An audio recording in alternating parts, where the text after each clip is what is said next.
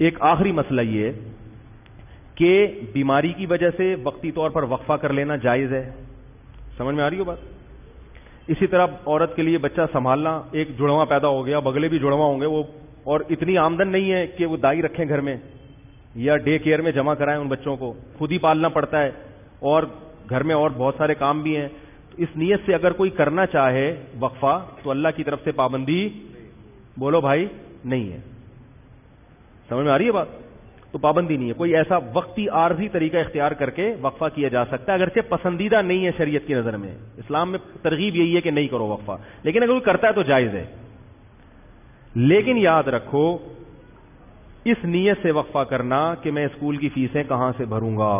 تمام علماء چاہے دیوبندی ہوں، بریلوی ہوں، اہل حدیث ہوں، چاہے وہ عرب ہوں، چاہے وہ عجم ہوں، اس پہ پوری دنیا کے علماء کا ایک اجلاس ہوا تھا، دلائل سے بحث ہوئی تھی. سب کا متفقہ فتویٰ ہے کہ اس نیت سے کہ میری جیب پہ بوجھ نہ پڑ جائے، اس نیت سے وقفہ کرنا حرام ہے، گناہ کبیرہ ہے، اللہ پہ الزام ہے، اللہ کے عذاب کو دعوت دینے والی بات ہے. اللہ کو غضب آئے گا. جس خدا نے تجھے پلا کے اتنا بڑا کر دیا، تو یہ سمجھتا ہے کہ تیرے باپ کی کیلکولیشن کی وجہ سے تو پلا ہے. اب تو اگلی نسل کو اس لیے روک رہا ہے کہ کھلائے، تو کھلاتا ہے یا میں کھلاتا ہوں؟ قرآن کہہ رہا ہے نحن نرزقکم، ہم تم کو بھی رزق دیں گے، وإیاہم، اور ان کو بھی. علماء کہتے ہیں غریبوں کے لیے نازل ہوئی ہے. اللہ نے پہلے ذکر کیا کہ تم کو بھی دیں گے، کیونکہ غریب کو ڈر ہوتا ہے میری روٹی نہ چھین لے بچہ، تو اللہ فرماتا ہے تجھے بھی ملے گا اس کی برکت سے، اور اس کو تو ملے گا ہی. اور آج کل زیادہ تر حمل جو روکا جا رہا ہے وہ اسی نیت سے کہ کھلائیں گے کہاں سے، تنخواہ میں پورا نہیں ہو رہا. سب کی زبان پہ یہی ہے. اسلام میں کیا ہے؟ فیملی پلاننگ والے کہتے ہیں پہلے انتظام کرو پیسوں کا، پھر بچے پیدا کرو. اسلام کہتا ہے نا نا نا نا نا نا نا نا نا. غربت دور کرنے کا ذریعہ کیا ہے؟ نکاح اور اولاد کی کثرت، جو میں انشاءاللہ اگلے بیان میں احادیث پیش کروں گا اس پر.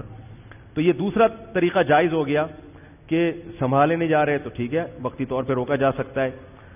اور اس نیت سے حمل روکنا کہ لوگ کیا کہیں گے اتنے بچے، اس نیت سے بھی حمل روکنا کیا ہے؟ حرام ہے. اسی طرح علماء کا اجماع ہے کہ اس نیت سے حمل روکنا کہ بیٹی نہ پیدا ہو جائے. مثلا کسی کی 6 بیٹیاں ہو گئیں، اب وہ کہہ رہا ہے یار اگر ایک اور بیٹی ہو گئی میں تو جیتے جی مر جاؤں گا، اس لیے حمل روک رہا ہے. اس نیت سے بھی حمل روکنا کیا ہے؟ حرام ہے. کیونکہ آپ بیٹی کو کیا سمجھ رہے ہو؟ منحوس. اسلام میں یہ منحوس نہیں ہے. بیٹی کے خوف سے اگر حمل روک رہے ہو حرام. اور بہت سے لوگ اس لیے روک رہے ہیں کہ یار ایک بیٹا مل گیا، اب ہمیں ایسا نہ ہو بیٹی پیدا ہو جائے، تو اللہ کا عذاب آئے گا بھائی. اس دنیا میں اللہ برکت چھین لیتا ہے.